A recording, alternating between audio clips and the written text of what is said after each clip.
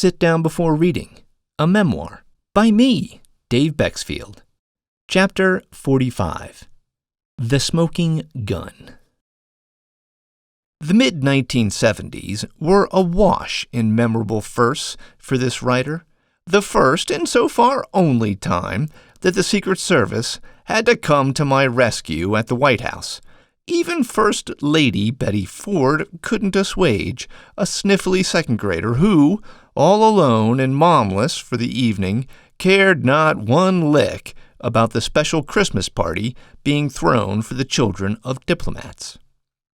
My first official kiss, at least in my starry third grader eyes, a decidedly platonic peck on the cheek from Miss Joyce DeWitt of Three's Company fame after a play performed at the Kennedy Center. And my first Agatha Christie movie, Death on the Nile, released in 1978. I was shocked by what I saw, but not by what was on the big screen.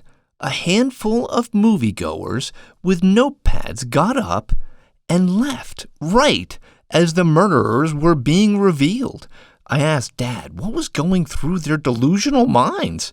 They were going to miss the ending and lose a whole $1. He explained that they were going to try to solve the mystery on their own and come back later to watch another viewing to see if they got it right. The mere idea blew my fourth-grade budget-conscious mind. Besides, cracking the case was futile. Of all the near dozen potential killers, I could eliminate only 2 suspects who had airtight alibis. The pair turned out to be the murderers. Of course. Not every medical mystery requires a cunning detective with a celebrated upward-curled mustache to crack the case. But, as Miss Christie is quick to point out, any coincidence is worth noting, even the far-fetched ones. I should have paid better attention, and so should have medical researchers. Let's briefly review the 5 most critical truths we've discovered about Lyme disease in these pages. First, at least 1 in 7 people worldwide have antibodies to the disease, making it among the most common, widespread illnesses on the planet. Second, no region is spared. Even though people often get infected after living in or visiting an endemic area for the disease, the Borrelia burgdorferi spirochetes are widespread. Third, it is frequently a deceptively latent infection, often laying dormant in the host for months, years, even decades, until it wakes up. Fourth, it requires a disturbance in the immune system to be triggered. Trauma and stress are known initiators, but most often that trigger is an illness. And fifth, it presents with a vast array of symptoms that may or may not be diagnosed as 1 or more autoimmune diseases. Over time, and with a large enough patient population, every one of these diverse symptoms will arise either on its own or as an autoimmune misdiagnosis. Every single one. Conveniently, numerous outlets have assembled comprehensive lists of Lyme disease symptoms, and the breadth of areas affected is breathtaking. As in, there is no way to recap them all in a single breath or two. It seems as if no part of the body is spared. Brain and nerves, eyes, ears, smell and taste, neck, lungs, heart and blood, kidneys, hands, legs and feet, reproductive systems, digestive systems, bladder and bowel, skin and hair, muscles and bones. For each affected area, the symptomology further expands, exposing a raft of health issues so vast that if one were to lash them all together, it would be more akin to an aircraft carrier than a raft. The CDC tried to put out an abridged list: tiredness or fatigue that interferes with daily life, fever, respiratory and heart symptoms, chest pain, fast beating or pounding heart, neurological symptoms, difficulty thinking or concentrating, headache, sleep problems, pins and needles feelings, change in smell or taste, depression or anxiety, digestive symptoms, joint or muscle pain, rash, and more. And these are just the most common ones, as the CDC makes a point to say, not a comprehensive list. Round about this time is when Miss Christie's Belgian detective Hercule Poirot and his meticulously groomed mustache would reveal, with flourish, his dramatic findings during the case's denouement. The list of symptoms for Lyme disease is quite long and unique, no? He would say in his Belgian country French accent. There is nothing else like it, except... Suspenseful pause. This is not the CDC's description for Lyme disease. I imagine sharp readers, particularly those who use microscopes or stethoscopes at work, have had questions welling over the last few chapters. Me too. And it starts with multiple sclerosis. If answers await in the anomalies, how do I explain the contradictions in the demyelinating disease? With more than 20 types of disease-modifying treatments, MS is a rare, quote, autoimmune disease with a plethora of treatment options.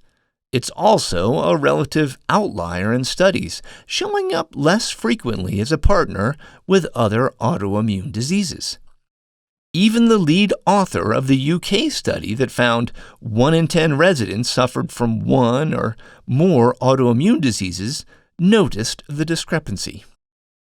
We observed that some autoimmune diseases tended to co-occur with one another more commonly than would be expected by chance or increased surveillance alone, said Dr. Nathalie Conrad. But this phenomenon was not generalized across all autoimmune diseases. Multiple sclerosis, for example, stood out as having low rates of co-occurrence with other autoimmune diseases, suggesting a distinct pathophysiology. Dr. Conrad's findings reinforce mine. Something about MS is different.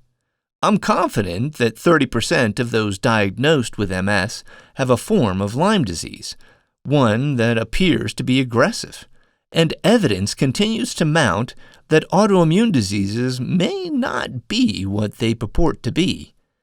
But the remaining 70% of MS patients, what do they have?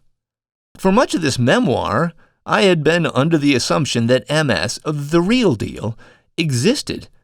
But now that belief smacks headfirst into the S of the Shard's tenet.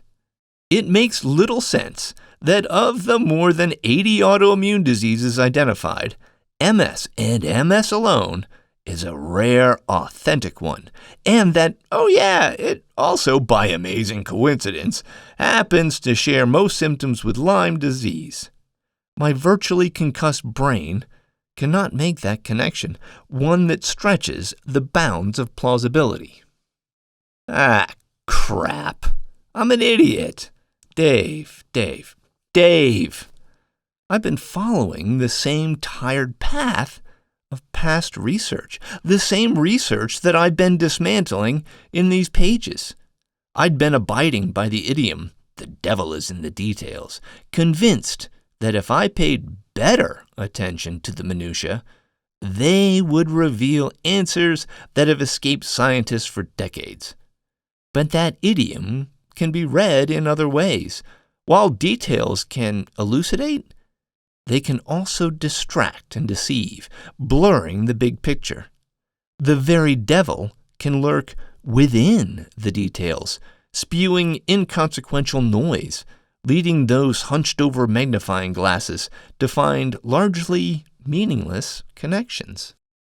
Let's try another hypothesis on for size, that the other MS, the other 2/3, is merely another version of Lyme that just presents and reacts differently. After all, although MS technically boasts lots of treatment options, many have such similar mechanisms of action that they are more one-off copycats than novel. Worse, the most promising drug in the MS pipeline in years, the BTK inhibitor evobrutinib, just failed a pivotal late-stage trial, and the overall performance of even the best drugs is viewed as meh by top neurologists. MS drugs aren't really that effective, admits acclaimed MS specialist Dr. Brandon Bieber in a September 2023 video. While newer drugs prevent relapses and lesions on MRI, in terms of preventing long-term accumulation of disability, the data are less robust. At the conclusion of the video, he sums up his experience treating patients appropriately. The variation and the natural history of the disease is so significant that it's ultimately better to just be lucky and have milder MS. The idea that a different variety of Lyme exists in MS cases has more than just merit. As luck would have it, around the same time that Dr. Bieber's Hot Takes on MS was posted, new research was released with confirming evidence that other strains of Lyme disease are in play around the world. On the final day of August 2023, a consequential study dropped, revealing the most comprehensive genome sequencing of Borrelia burgdorferi to date. The research highlights how evolution, geography, and differences in strain genetic diversity contribute to clinical manifestations and infections throughout the United States and Central Europe, laying the foundation for further research into and treatment of Lyme disease. For example, Lyme arthritis is more often reported in the U.S. compared to Europe, likely because the infection in the U.S. is derived mostly from the B. burgdorferi strains, which are more arthritogenic. The study also showed that strains with OSPC, a protein on the surface of the bacteria, type A, appear to be common among patients in the northeastern U.S. Randall the actuary, who lives in the Pacific Northwest, has long wondered about his own case of the tick-borne disease and its relentlessness. He continues to improve, incidentally, as his muscles awaken. Now he gets some clarity. That aggressive strain isn't confined to the Northeast. In a previous study, approximately 90% of Northern Californian patients were infected with B. burgdorferi OSPC type A, and these patients presented with more severe disease. Proof that these varying strains exist helps explain not only the virulent form of Lyme that I previously associated with 30% of MS diagnoses, but also may explain other niggling anomalies that don't line up just so with my hypotheses. You do not have to have a PhD to understand that different strains simply produce different symptoms, just like COVID-19 and its diverse variants. Some strains of Lyme might lead with arthritic symptoms, others with rashes, others with neurologic setbacks. Like the variety of ice creams available at Baskin-Robbins, it's still an infection, just pick a scoop from the 80-plus flavors available. Further complicating matters, the patients themselves. Immune systems inherently respond differently to even the same threat. Think allergies in a single trigger, say peanuts. Some people break out in hives, while others go into anaphylaxis. By most measures, though, MS is more confounding than other mimics of Lyme. Are the majority of cases, those in the 70th percentile, an entirely unique strain of Borrelia? Consider that interferon beta, the the class of drug first used to treat multiple sclerosis, has a reliable side effect in traditional cases of Lyme. It fires up the disease. Yet for many diagnosed with MS, types of interferons help, at least somewhat. And many MSers who have received stem cell transplants have seen their disease retreat for a decade or longer, while other aggressive therapies appear to aid a substantial percentage of patients. I would hesitate to discard any of these options without more clarity. Plus, a tantalizing question remains. Could these treatments be repurposed for other strains of Lyme? But one stubborn inconsistency remains. The territory of black-legged ticks, the known vector for Lyme, is finite. Even though the CDC has confirmed that the western black-legged tick is now found throughout California and the western half of Oregon and Washington, and your standard black-legged tick can be found as far west as Texas, Oklahoma, Kansas, Nebraska, and the Dakotas, it doesn't blanket all areas where MS or autoimmune diseases are found. What if Lyme disease jumped to other vectors, the disease morphing further with it? Maybe. According to Mayo Clinic, there are at least 10 varieties of tick that carry disease in the United States, and no state is spared. Worldwide, that explodes to an estimated 60 types of ticks that can spread disease in humans, and the consequences have been devastating. An August 29, 2023 story in the Washington Post screams, "A deadly tick-borne epidemic is raging." Only it's not Lyme disease, and it's not in the United States. Rocky Mountain spotted fever, spread by the ever-present brown dog tick, the most widespread tick species in the world, has been increasingly killing children in northern Mexico. And it's not just other tick species that pose potential risk. A practicing Connecticut physician wrote the New England Journal of Medicine more than 30 years ago about alternative vectors after witnessing one of his patients come down with a disease after being bitten by a horsefly while jogging in Old Lyme. The doctor's concerns appear to have been validated. Other species of ticks, such as the dog tick or wood tick, the lone star tick, and the rabbit tick, and biting insects such as mosquitoes, deer flies, and horseflies have been shown to carry Lyme disease bacterium, reports Michigan's Department of Natural Resources. Studies have demonstrated repeatedly that Borrelia burgdorferi, as well as the common co-infection Anaplasma, are regulars on the flying vector circuit, as 40% of the deer flies sampled in a 2016 study were found to harbor Lyme disease, and another 29% were saddled with Anaplasma. The possibility of alternate forms of transmission, though, has long been dismissed by the CDC.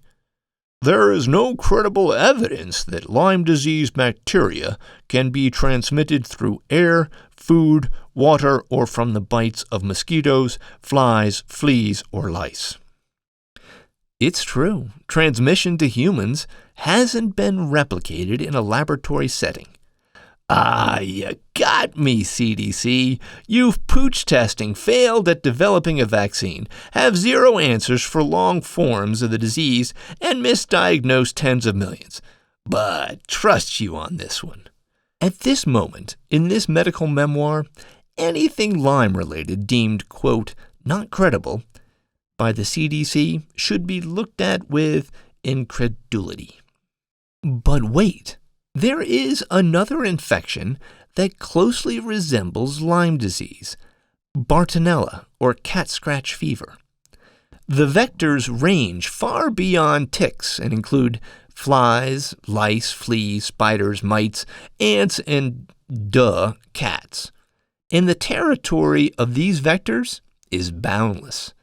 and Bartonella mimics autoimmune disease, MS included, with aplomb.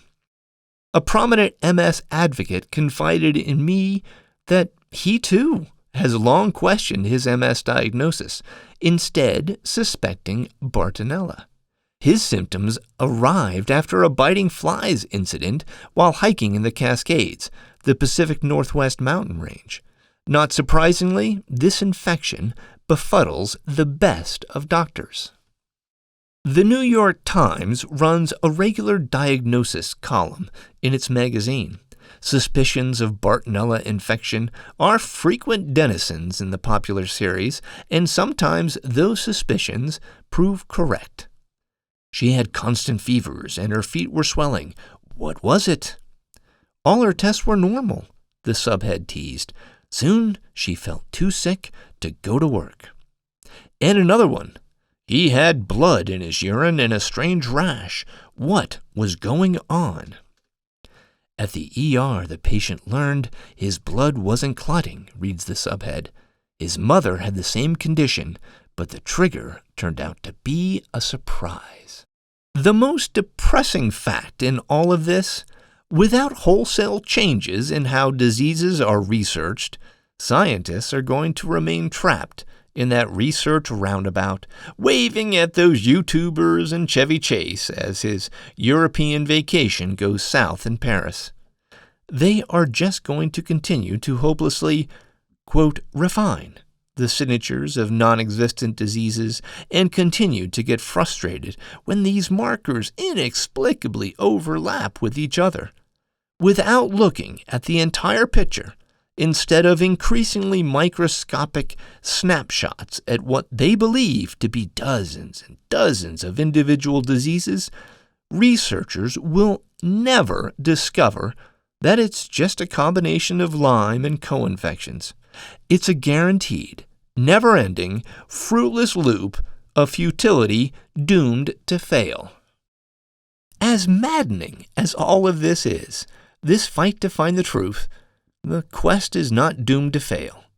In recent years, governments around the world have been plowing money, billions upon billions, into researching the calamitous effects of the most mysterious and misunderstood condition of our time. In fact, it is so mysterious and misunderstood, researchers don't even realize what they are investigating. The evidence is undisputable, yet no one would suspect the true culprit, Detective Hercule Poirot would intone. The list of symptoms for Lyme disease matches the CDC's list of symptoms for one simple reason. They are the same disease. Punching through the audible gasps flooding the room would be shouts of preposterous and impossible and poppycock. But science, good science, is unbreakable. On the morning of December 18th, 2022, critical puzzle pieces effortlessly snapped together as I realized what was happening. The Lyme disease epidemic had surreptitiously collided with another health travesty behemoth, ripping a gaping hole in the understanding and evolution of medicine and disease. Long COVID. The agony of long COVID sufferers, estimated to be, at the minimum, more than 65 million worldwide, with nearly 80% saying it affects their daily lives, punctures my social media feeds daily. Pleas for help, pleas for understanding, pleas for anyone to believe them. Lost jobs, lost spouses, lost lives. Day 90 of long COVID. Still am almost entirely housebound. Still can't walk more than a few blocks. Still can't make myself meals or take care of myself. Still on medical leave. Still have trouble thinking and reading. Still have crushing fatigue. Still no end in sight. And that's just the beginning for that young man. His story is all too familiar to anyone who has suffered from long Lyme. Also familiar? The lengthy list of symptoms. This is how the CDC defines long COVID. Some people, especially those who had severe COVID-19, experience multi-organ effects or autoimmune conditions with symptoms lasting weeks, months, or even years after COVID-19 illness. Multi-organ effects can involve many body symptoms, including the heart, lung, kidney, skin, and brain. As a result of these effects, people who have had COVID-19 may be more likely to develop new health conditions such as diabetes, heart conditions, blood clots, or neurological conditions compared with people who have not had COVID-19.